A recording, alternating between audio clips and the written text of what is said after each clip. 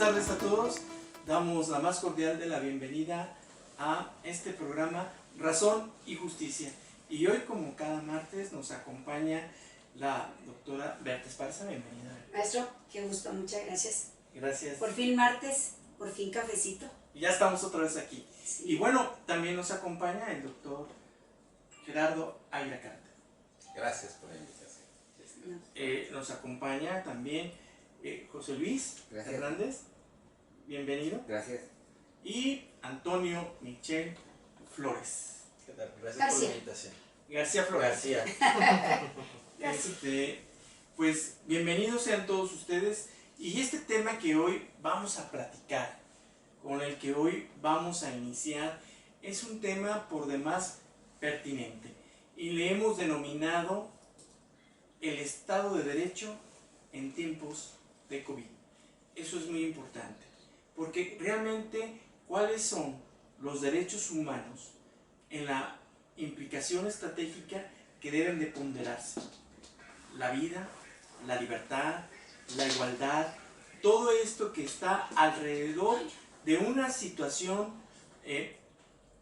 sui generis que atraviesa no solamente el país, sino en una circunstancia de carácter global, pero que impacta fuertemente a los derechos humanos. Y bueno, pues para iniciar de una vez, queremos preguntarle a la doctora Bertalicia Esparza, ¿cuál es su opinión?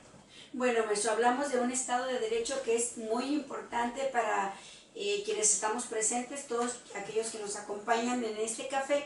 Decir que para hablar de un Estado de Derecho al Estado lo vemos como el todo, un Estado social en donde cada elemento que vamos a ir mencionando integra lo que es el Estado.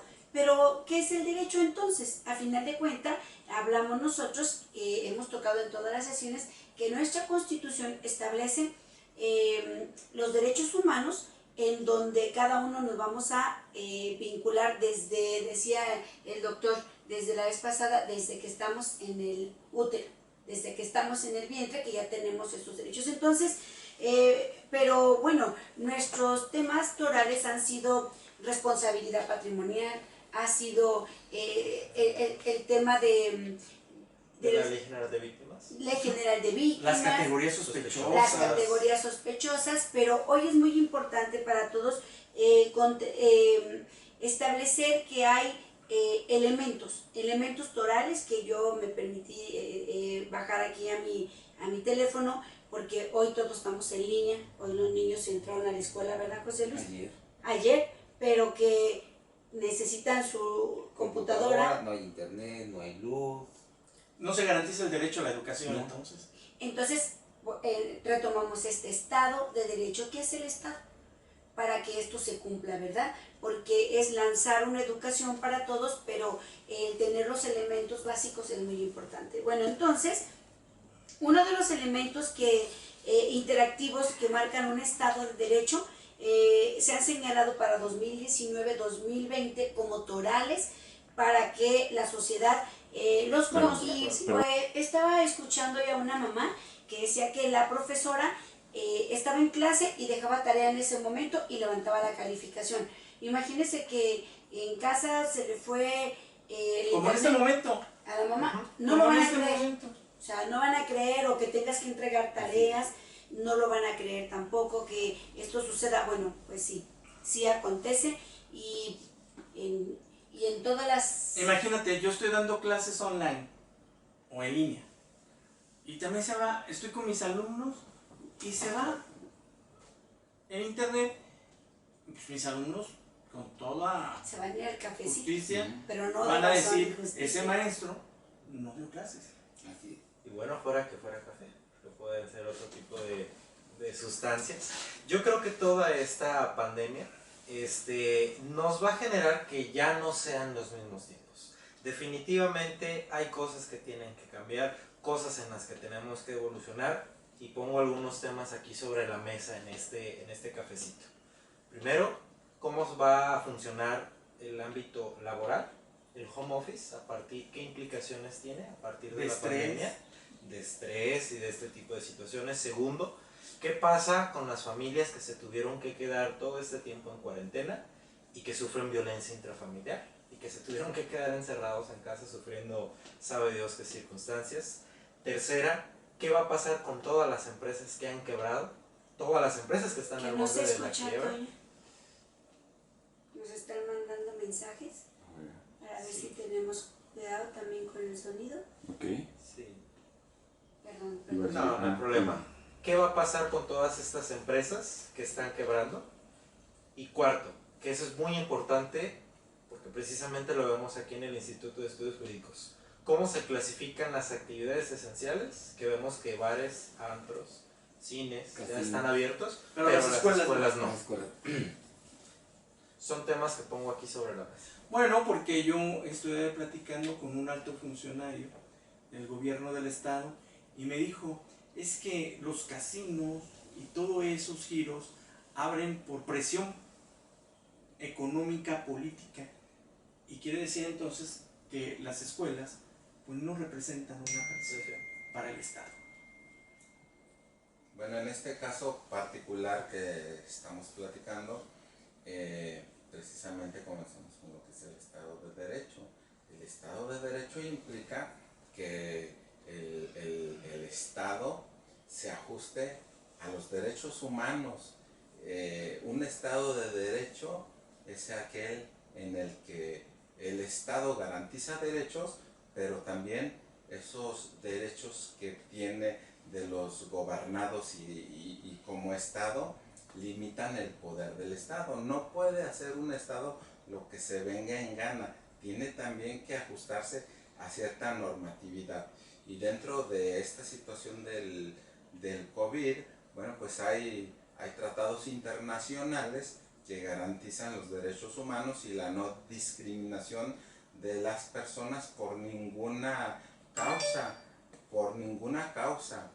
tendría que haber ciertas excepciones justificadas que ya sean atendidas, pero de manera general no puede haber, además la causa tendría que ser una causa que cumpla con el principio de razón suficiente. No es suficiente causa de que el Estado solamente lo quiera imponer.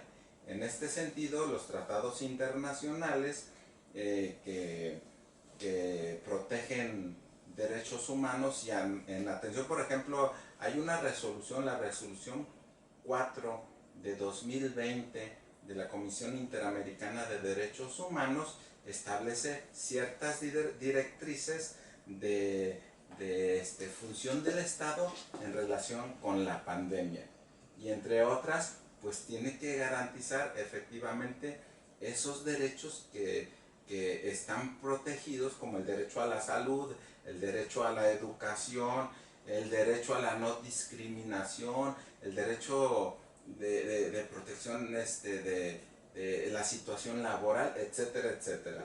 Y no por una situación, porque alguien considere que estuvo en contacto con alguien con COVID o porque tenga COVID, es motivo suficiente, por ejemplo, para un despido.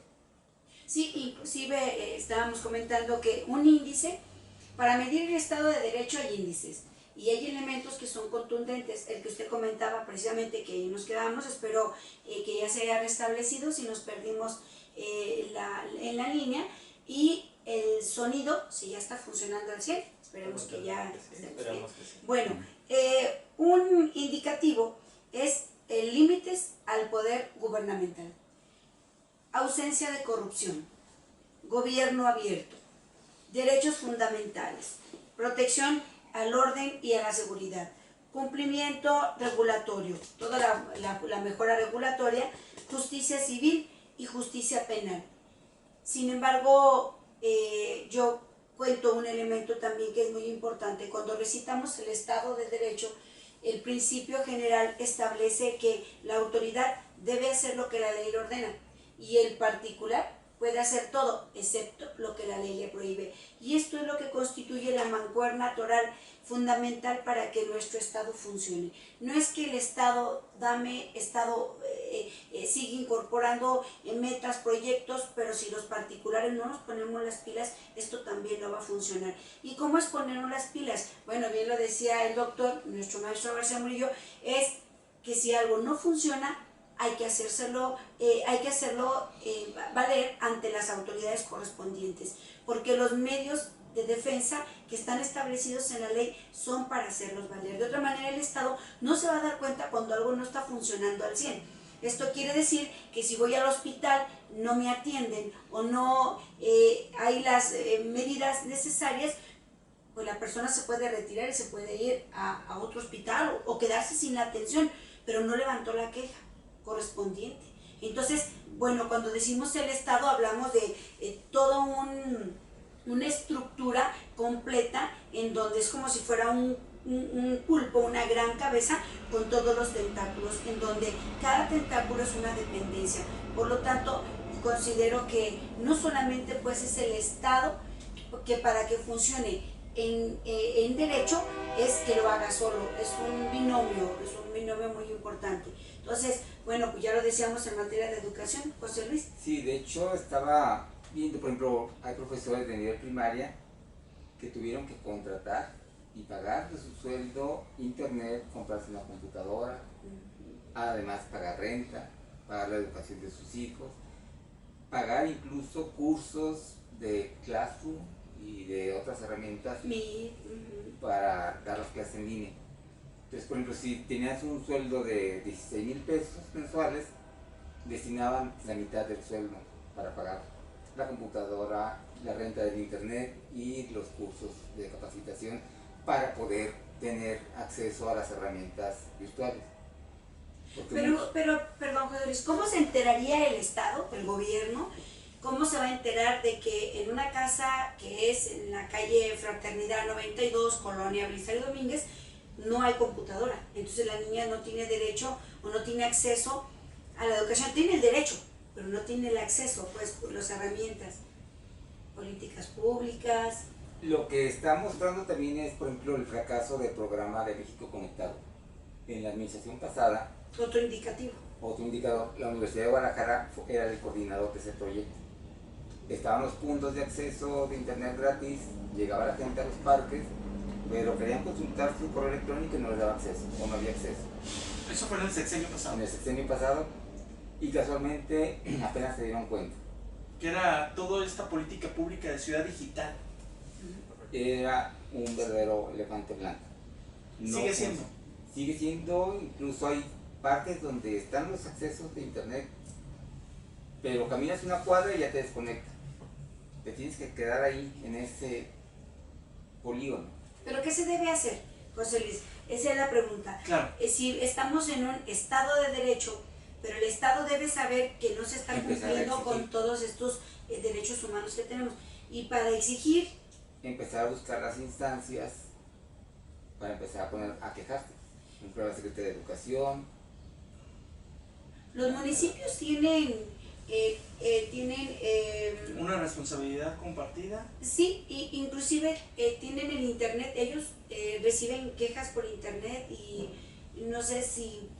En algunos municipios sí, aquí son 125 municipios en el estado y dudo que los 125 municipios tengan acceso a internet. Hay regiones en el estado que están apartadas de la... Cuando me tocó trabajar en transparencia, suponíamos que todos estaban en la plataforma en aquel tiempo de Infomex. Ahora ha cambiado ya la plataforma, pero algunos municipios nos reportaban que ni siquiera tenían internet para conectarse a Infomex.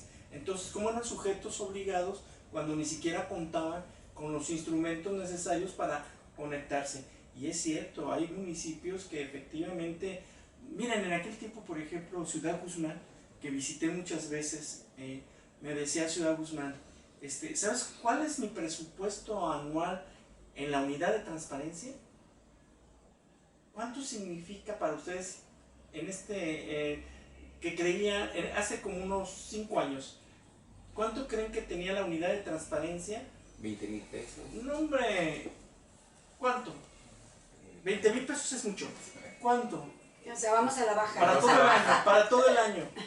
10. 3,000 pesos. 3,000. No, es ridículo. 3,000 pesos para una unidad de transparencia en Ciudad Guzmán.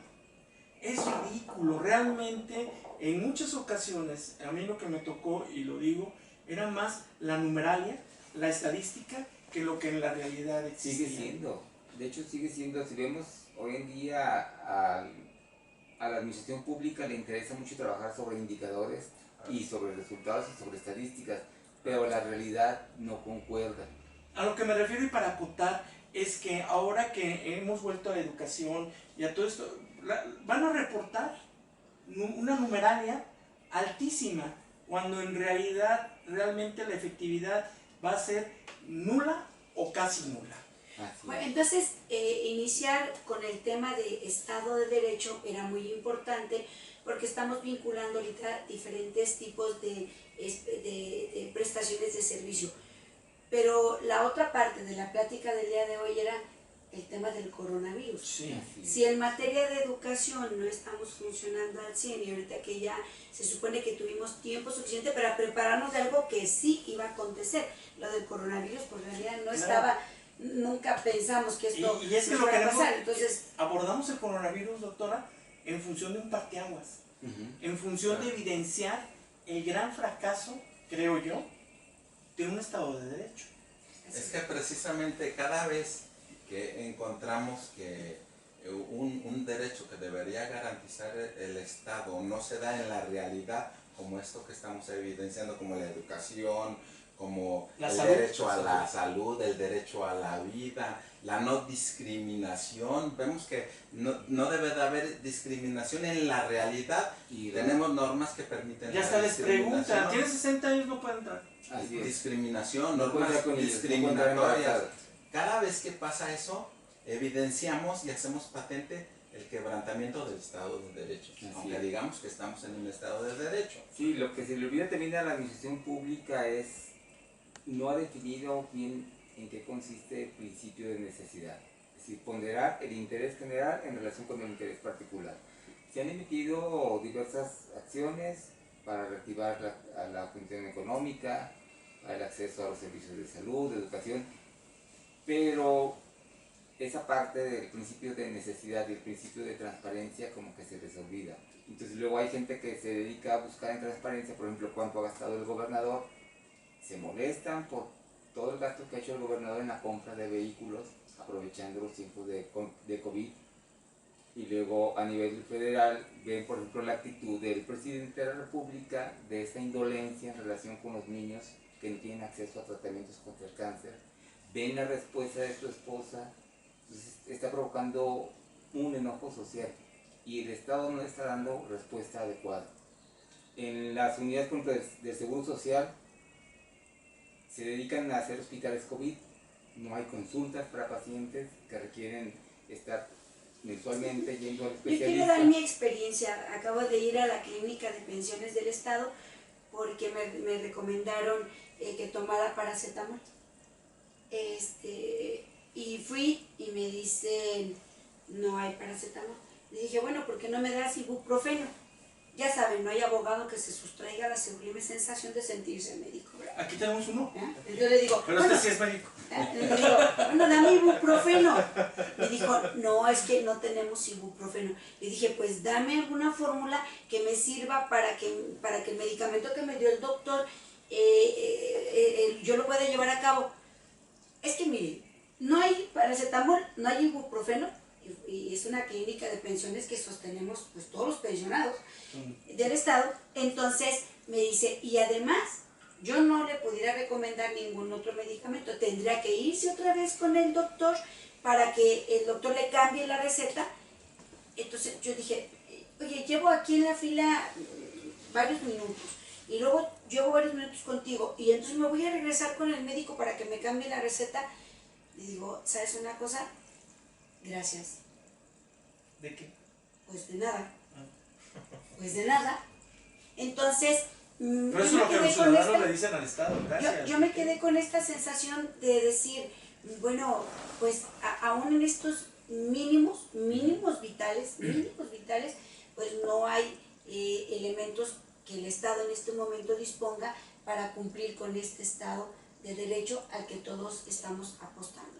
Y bueno, pues yo creo que son temas muy, muy importantes que no sé si, doctor, vamos a cumplir con el horario de 6 a 7 o hoy lo vamos a dejar con ganas a todos nuestros, a nuestro auditorio. No sé, doctor.